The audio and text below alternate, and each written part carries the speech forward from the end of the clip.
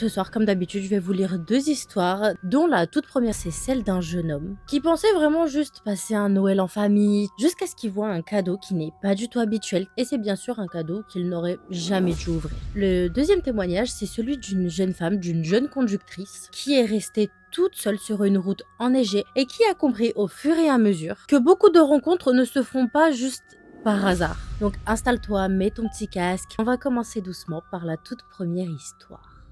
Ça fait presque 1 an et j'ai encore le cœur qui se serre rien qu'en repensant à ce Noël-là. L'année dernière, le 24 décembre, comme d'habitude, on faisait le réveillon chez mes parents. Il faut savoir également qu'on était 8, donc il y avait mes parents, ma sœur, mon mari, leurs 2 enfants, mon oncle, ma tante et moi. Sur le papier, soirée normale. Mais en vrai, j'étais un peu en apnée parce qu'il y a ce truc dont on ne parlait plus, mon ex. Je suis sortie avec elle pendant presque 2 ans. Au début, c'était assez fusionnel, puis c'est devenu vraiment très lourd. Crise, scène, jalousie, menace également de se faire du mal si je partais. Au final, ça s'est vraiment terminé très mal entre elle et moi. Il y a également eu des médecins, des appels en urgence et elle a fini internée en hôpital psychiatrique après un gros épisode. On m'avait dit qu'elle allait rester minimum 1 an et demi, même sûrement plus, on verra en fonction de l'évolution. Mais bref, ce soir-là, à Noël, le repas se passe extrêmement bien et vers 22 h, ma mère annonce qu'on va tout simplement en dessous du sapin pour les cadeaux. Donc on arrive tous à se retrouver dans le salon. On avait essayé de faire un petit peu une ambiance assez cool, donc des lumières un petit peu tamisées, quelques guirlandes allumées, quelques petites lampes, etc. pour faire vraiment quelque chose de amusant. Et parmi tous les cadeaux qui étaient emballés en dessous du sapin, ils étaient tous bien évidemment étiquetés bien propres, mais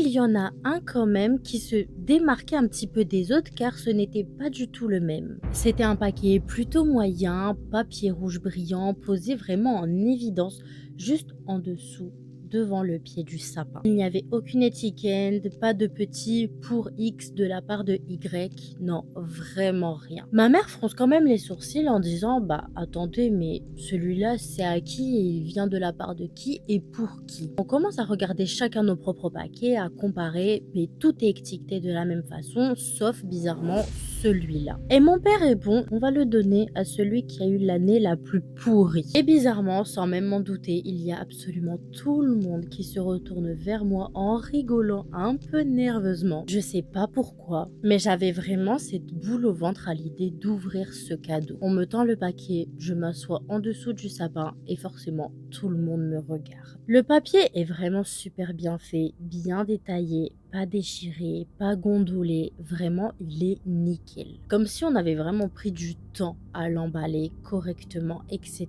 Enfin bref. Il a l'air d'avoir été également posé là récemment, donc forcément je le déchire assez doucement.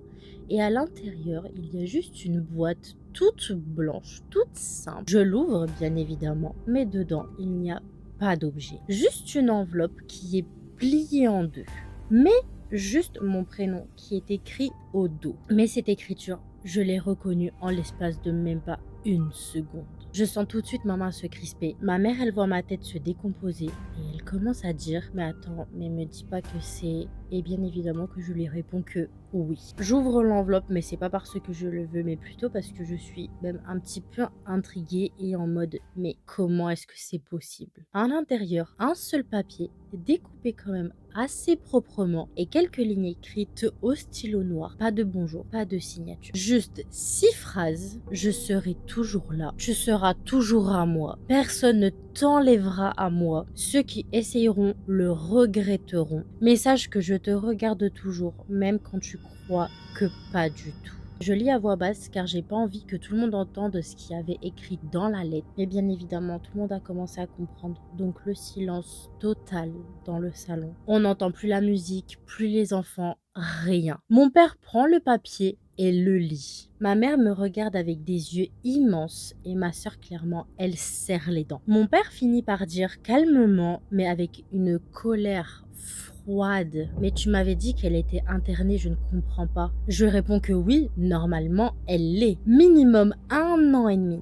On essaie tous de trouver un peu une explication logique là vraiment tout de suite. Est-ce que quelqu'un aurait imité son écriture? Est-ce que ce serait pas juste une blague de très mauvais goût? Est-ce que le cadeau, le petit paquet ne serait pas posé là par erreur? Sauf que le prénom l'écriture, le ton également qui était employé dans les phrases, mais j'étais sûre et certain que c'était bien elle. Et ma mère, forcément, qui répète à plusieurs reprises: mais non, mais c'est pas possible, c'est pas possible, c'est clairement pas possible. Et là, il y a mon père qui se souvient d'un truc. Ils ont justement installé des caméras de surveillance dans la maison quelques mois plus tôt. Il pose le papier sur la table et se lève d'un seul coup et dit: eh bien, tu sais quoi, on va vérifier maintenant. On se retrouve dans son bureau devant l'écran du système. Il déroule les enregistrements de la journée, rien d'anormal. Puis il remonte à la nuit précédente. Et là, à 3h32 du matin, on voit quand même un mouvement à la fenêtre du salon. Celle qu'on n'ouvre jamais, parce que tout simplement il caille. Mais on voit très bien le loquet de la fenêtre qui est en train de bouger tout doucement et qui s'ouvre de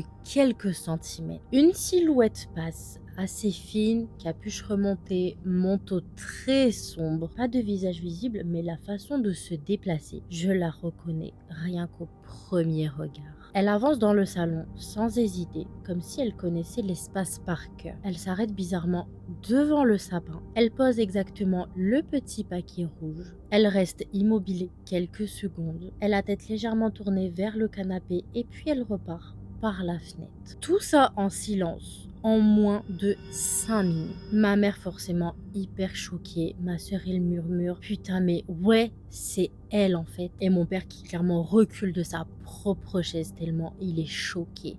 Moi je sens juste mon corps qui lâche. Et le pire ce n'est pas juste de la voir, mais c'est clairement de me dire qu'elle a réussi à rentrer dans la maison de mes propres parents au milieu de la nuit sans que personne ne se réveille. Qu'elle a marché sur ce même tapis, touché ce même sapin, respiré exactement le même air. Et pendant tout ça, nous on dormait tous à l'étage. Le lendemain, mon père a passé la matinée au téléphone avec l'hôpital, les médecins, et ils ont fini par admettre qu'il y avait bien eu un petit incident, qu'elle avait quitté l'établissement quelques heures dans la nuit et qu'il l'avait récupéré plus tard dans la matinée et qu'il était plutôt soulagé et très calme. Et bien évidemment qu'ils étaient désolés auprès de toute la famille. Ils n'ont jamais su expliquer comment elle avait trouvé l'adresse de mes parents, ni pourquoi elle avait choisi le 24 décembre pour remettre un cadeau, sachant que moi elle savait où j'habitais, donc elle aurait très bien pu me le déposer dans ma boîte aux lettres. Moi, je sais juste une chose. Ce soir-là, elle a réussi à venir jusque sous notre sapin et elle a même eu le temps de poser son message tranquillement, vraiment comme si elle avait le temps. Depuis, à chaque Noël, on continue à mettre des cadeaux sous le sapin. Mais moi, avant de m'asseoir, je vérifie toujours à 2 reprises avant. Pas pour voir s'il y a un cadeau pour moi, parce que clairement, je suis grand, je m'en fous, j'ai déjà tout ce que je veux. Mais pour vérifier qu'il n'y en a pas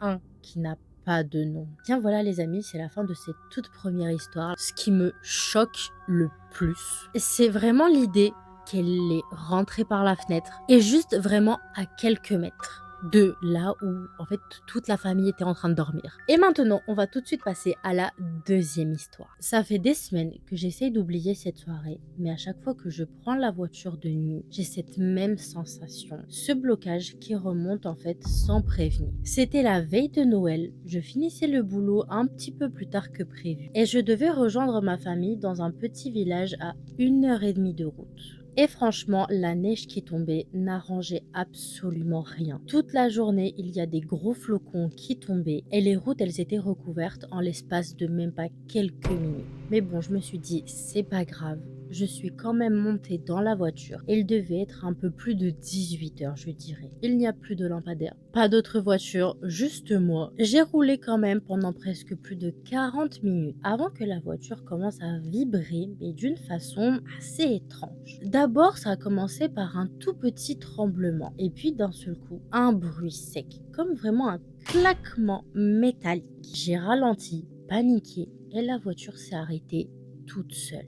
Je me suis retrouvée là, plantée toute seule en pleine forêt, avec juste les pleins phares pour me rassurer un minimum. Et j'ai essayé de redémarrer, mais absolument rien. J'ai recommencé au moins une dizaine de fois, mais malheureusement, toujours rien. J'ai hésité à sortir juste pour vérifier. J'ai allumé le flash de mon téléphone et j'ai marché jusqu'à mon capot. J'avais les doigts complètement gelés en l'espace de même pas 30 secondes, mais je me suis quand même penchée un peu pour regarder l'état du moteur. Mais j'avoue que je ne comprenais absolument rien. Et c'est quand j'ai refermé le capot que j'ai entendu une autre voiture. Le bruit d'un moteur qui arrive quand même très lentement, comme si la personne roulait exprès, soit à petite vitesse, soit tout simplement c'est juste une personne qui avait peur de rouler vite à cause de la neige. J'ai tourné la tête, les phares franchement éclairaient absolument toute la route, et puis je vois en fait clairement un vieux break, une vieille voiture grise un peu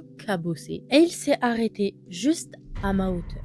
L'homme dedans, je ne saurais même pas vraiment comment le décrire correctement. Peau hyper marquée et un sourire, mais vraiment, on n'aurait même pas dit qu'il était naturel. Mais ce qui m'a figé, c'était clairement ses yeux. Il m'a parlé et il m'a dit « Tu vas pas rester là, hein, monte avec moi, je t'emmène là où tu en as envie. » Déjà là, c'est très bizarre parce que d'habitude, les gens te disent « Bah, où est-ce que tu vas ?» Ils te demandent avant, au moins pour savoir si c'est sur sa route ou pas. J'ai pas cherché à comprendre, j'ai répondu automatiquement non, ça va aller, j'attends juste que ma voiture elle reparte, c'est juste un coup, mais ça va aller, merci. Je savais que c'était faux, mais je voulais vraiment juste qu'il s'éloigne de moi. Il a quand même insisté, mais bien lourdement, et toujours avec cette même expression. Un mélange entre un peu amusement, comme si vraiment ça l'amusait, et également de l'impatience. Puis, d'une seconde à l'autre, son ton a complètement changé. Et il m'a juste dit, si tu restes là,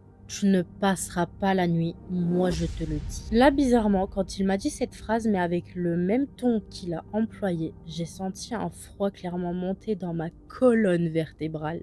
Et également, il s'arrêtait pas parce qu'il tapotait même le siège passager avec sa main, comme si limite c'était une invitation qu'il s'attendait à avoir acceptée de ma part. J'ai répété que non, mais cette fois-ci un peu plus fermement, et je me suis même sentie forcée à reculer un peu pour lui faire comprendre que non. Il a souri, mais en fait c'était pas vraiment un sourire en mode ok pas de souci, c'était plus en mode un sourire ah ouais tu veux pas, eh bien regarde-moi bien que je vais revenir. Mais après il a refermé sa fenêtre et il a redémarré tout doucement. Donc sans plus attendre, je me suis tout simplement remis dans ma voiture et j'ai tenté d'appeler quelqu'un. Mais bien évidemment qu'il n'y avait aucun réseau. Donc l'homme dans la voiture avait raison. J'étais pile dans un endroit sans aucun signal. Je suis restée là à peu près une demi-heure. Mais le froid clairement commençait à s'installer à l'intérieur de la voiture. J'ai fini par me dire que j'avais pas d'autre choix que de marcher jusqu'au prochain village à pied. Donc j'ai pris mon sac, une veste supplémentaire et mon téléphone en guise de lampe torche car je n'avais clairement rien d'autre. Je me suis mis en route et clairement la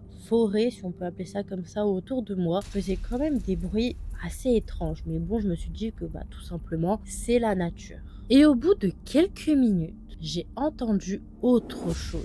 Cette fois-ci, c'était plutôt des pas assez réguliers, mais quand même très légers. C'était pour moi dans ma tête un peu trop net pour que ce soit juste des animaux. Alors, je me suis retournée, mais je ne voyais rien. J'ai pas cherché à comprendre, j'ai continué à marcher. Mais bizarrement, j'entendais encore et toujours les mêmes pas. Et j'ai commencé un peu à crier « Est-ce qu'il y a quelqu'un ?» Mais bien évidemment, aucune réponse. Donc ça m'a quand même mis un peu ce stress, enfin je ne sais pas trop comment expliquer cette sensation quand tu as peur tout simplement. J'ai accéléré et bizarrement les pas que j'entendais derrière moi, ils ont accéléré aussi. À un moment, j'ai pris mon courage comme j'ai pu, mais je t'avoue que j'avais quand même peur de ce que j'allais voir. Mais j'ai braqué la lampe de mon téléphone vers la forêt, mais d'un seul coup sec. Comme ça, s'il y a une personne, tout simplement, elle ne s'y attend pas. J'ai vu quelque chose bouger. Pas un animal, mais plutôt une silhouette. Juste à la limite où la lumière n'éclaire plus trop. Une forme un petit peu sombre qui s'est figée en fait dès que le flash du téléphone l'a touché. J'ai paniqué, j'ai couru. Au bout d'un moment, j'ai aperçu une voiture garée sur le bas-côté. Et là, ça a fait tilt dans ma tête. Car c'était exactement la même que ce vieux monsieur qui m'a parlé quand j'étais à côté de ma voiture. Mon cœur s'est arrêté et je sais pas pourquoi, mais instinctivement, j'ai crié. J'ai tourné autour du véhicule, mais en fait, il n'y avait plus personne à l'intérieur. Et bizarrement, j'ai encore une fois entendu ces pas derrière moi, car quand je me suis retournée, il était là. Il s'est avancé d'un pas et moi, bien évidemment, que j'ai reculé. J'avais la gorge tellement serrée que je ne pouvais même plus parler. Il a mis sa main dans sa poche lentement et puis il a sorti un briquet. Il l'a allumé et la flamme a éclairé tout son visage. Et là, j'ai vu, mais clairement, qu'il était déformé avec un sourire, mais tordu, hyper chelou. Et il a dit quelque chose que j'oublierai jamais. J'attendais juste que tu sois fatigué. Et je pense que j'ai eu un ange gardien au-dessus de moi parce que au même moment, il y a une voiture sur la route principale qui avançait tout doucement et passait juste à côté. Je me suis littéralement jetée devant eux. Mais dans ma tête, je ne sais pas pourquoi, mais ça a été mon tout premier réflexe, mon seul moyen de survie, car je n'ai pas du tout réfléchi. Et je me suis dit que clairement, si je ne le fais pas, le pire pourrait m'arriver. À l'intérieur de la voiture, c'était une famille, donc 2 adultes et un gamin à l'arrière. Bizarrement, quand les phares ont justement commencé à se rapprocher de plus en plus et que je me suis jetée devant la voiture, l'homme s'est réfugié dans la forêt pour plus qu'on le voit. La famille a bien voulu me prendre et m'ont amené au premier village. J'arrivais même plus à parler correctement. J'étais en panique, en pleurs, complètement déboussolée par ce qui venait de m'arriver. À la base des bases, je leur rappelle que je voulais juste rentrer chez moi pour le repas de Noël. Et le pire, c'est qu'on n'a jamais retrouvé cet homme, ni lui, ni sa voiture. Et bien voilà les amis, pour cette deuxième histoire, cette deuxième anecdote abonnée. Et honnêtement, je crois que c'est juste un rappel très simple pour dire que tout simplement, en fait, sur la route, la nuit, finalement, vous êtes potentiellement jamais seul. Alors franchement, gardez vos portes bien verrouillées et également à distance. Car franchement, certaines rencontres, tu ne les oublieras jamais. Tout a basculé à cause d'un seul détail que, en fait, personne n'a vraiment vu venir sur le coup. Mais en tout cas, dis-moi toi dans les commentaires comment est-ce que tu aurais réagi dans ce potentiel genre de situation. Et si également tu en as vécu, tu peux également me l'envoyer dans mon formulaire en me racontant ton histoire. Bien évidemment que je les lis absolument toutes, mais en tout cas la tienne pourrait potentiellement être également la prochaine. Et si t'aimes ce format, surtout, n'hésite pas à t'abonner. Et si t'aimes ce format, surtout, n'hésite pas à t'abonner. Et pendant ce temps, prenez soin de vous. On se retrouve jeudi prochain pour une toute nouvelle vidéo. Et bonne nuit.